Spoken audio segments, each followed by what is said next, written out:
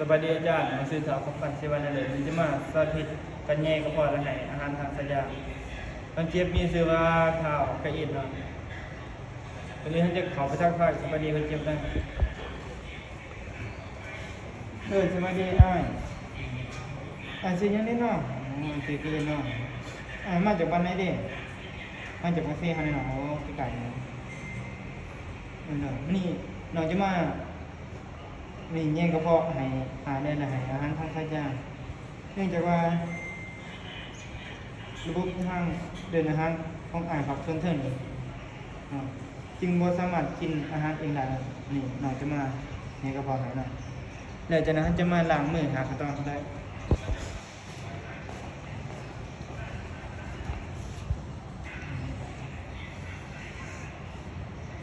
แล้วจากนั้นจะมาใส่ถุงมือเนาะ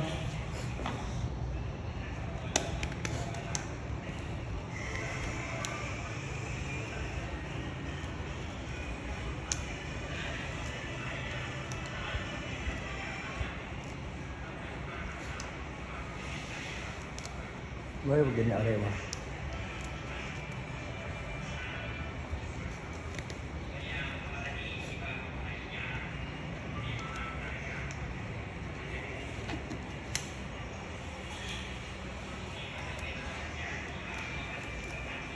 Jangan cuma kalau kayak gitu nih.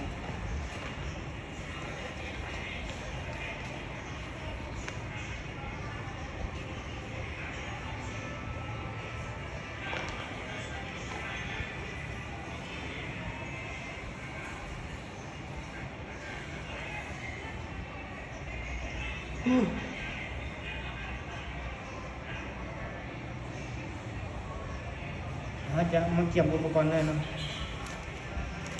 Ini cuma cik, kompet semuanya.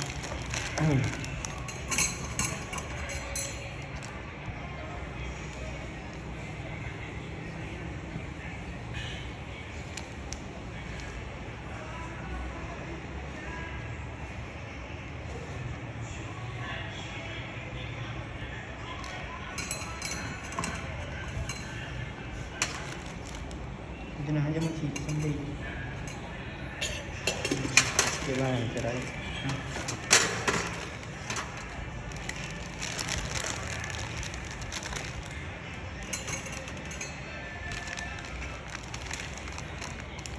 Ini mencik sendiri dah.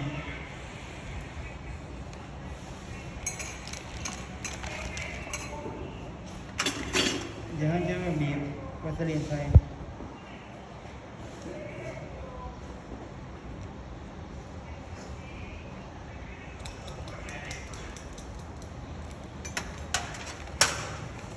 Jangan cuma chỉ xuống bên sai thì nó nhẹ thì học còn nào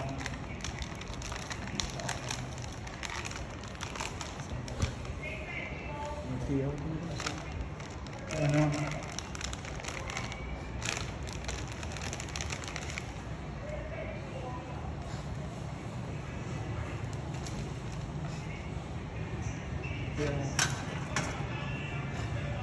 จะนะจะ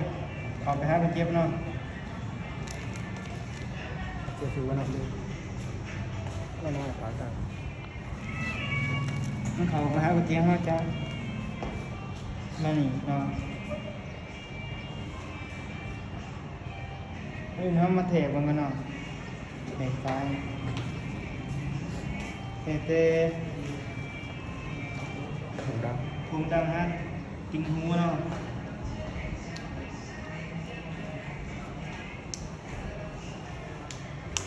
เตะจริงหูหา Tahu. กินตีเนาะ Tahu. มันจะมาไหวเนาะ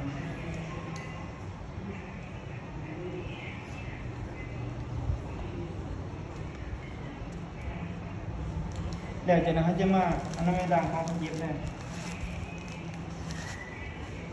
แต่คนอยากได้หายเด้อ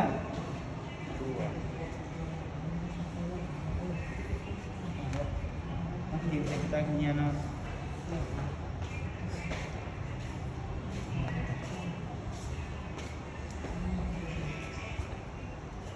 มันจะมาเย็บเขาเนาะมันจะนับ1 2 3แบบเกินเนาะให้ไปเก็บไลน์ข พร้อมกันเนาะตอนนี้ได้หายได้1 2 3ยืน1 2 3ยืน1 2 3ยืน1 2 3ยืน1 2 3ยืนเนาะมันจะสังเกตเบิ่งเขาเจ็บนำจะนอนเนาะว่ามีอาการจะมีอาการปวดหางหรือบ่เนาะสังเกตนะบ่เห็นเขาเจ็บหัวมือนำเด้อ ผมไปว่า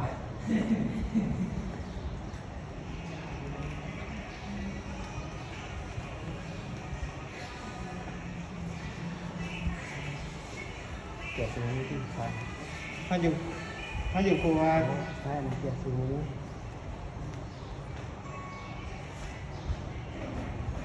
แต่เขาอยู่ครัวมันหัวเรื่องรูปบอลเนาะ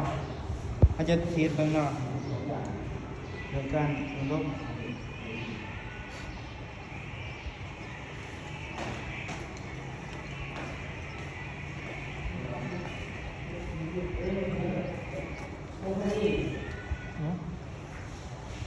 ยิ่งจะเดือดของหลานปวดจีกัน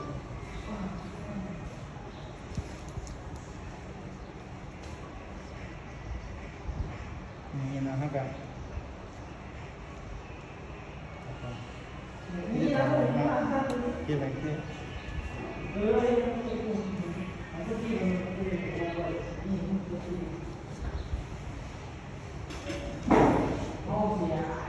เจ็บอยู่ เดี๋ยวเราจะมาติดที่เราจะมาดูจิต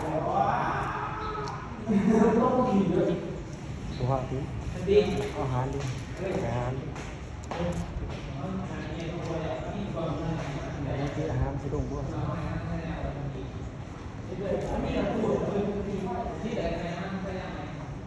คือกูดูว่าเป็นรวมมันเองคือต้องทำมันทำหนักโอเค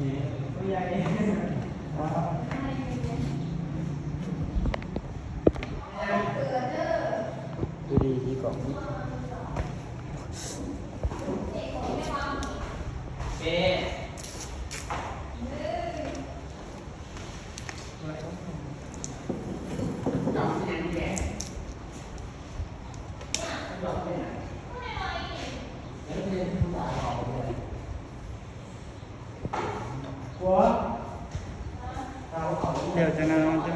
เดี๋ยวจากนั้นเราจะมาให้อาหารทางสายยางเลยเนาะ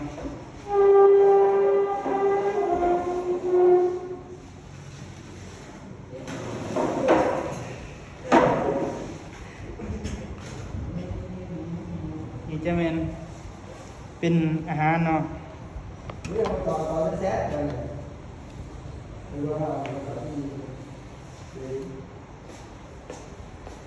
จะมาใหม่ก่อนเนาะ เจ๊โอ้โหตอนนี้แป๊ะมาเลย เอามาให้อาหารเลยเนาะ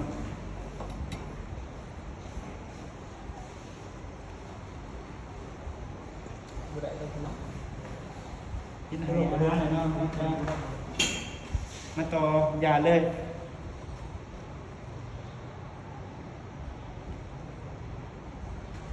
มันเกิดจะไปได้เท่ากับยังน้อยหนึ่งเนาะเท่ากับมันต่อเดือนนั้นได้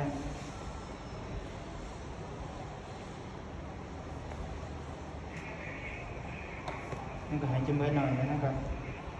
ที่จะไว้ให้กับภาพซาไว้เนาะ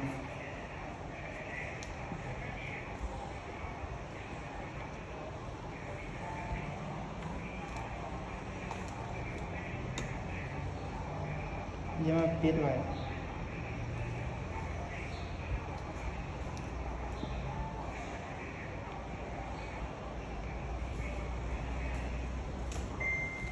เดี๋ยวจะมาเมียนอุปกรณ์เลย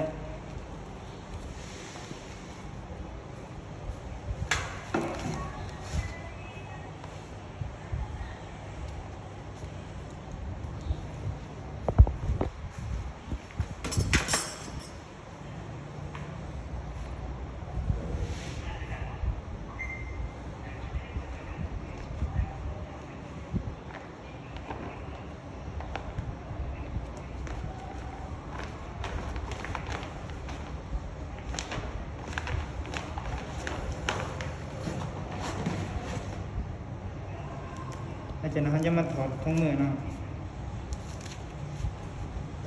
แล้วล้างมือด้วยด้วยเจลเนาะ